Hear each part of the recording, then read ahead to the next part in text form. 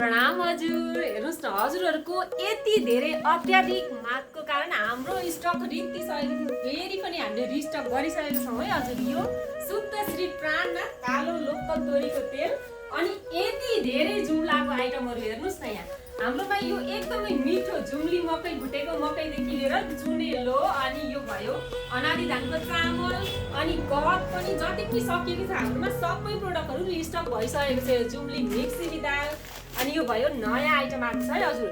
यो चाहिँ फापरको च्याख्ला अनि यो चाहिँ जौको च्याख्ला। यो यति धेरै माग्नु भएको थियो।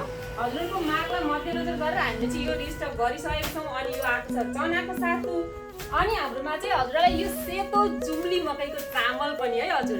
एकदमै मिठो उच्च हिमाली भेगमा फलेको जुम्ली मकैको चामल अनि यो चाहिँ बन्सिलाम भन्नुहुन्थ्यो। ल हामीले ल्यायौँ है हजुर बन्सिलाम। अनि अर्को प्रडक्ट छ हाम्रो चिया सिड। हजुरहरूको मागलाई मध्यनजर गरेर जति पनि माग छ बजारमा त्यो अनुसारको हामीले एकदमै धेरै सामान ल्याउने कोसिस गरिरहेछौँ हजुर। सबैजनालाई निम्तो छ है म नै नेपालीमा। हस् त, धन्यवाद।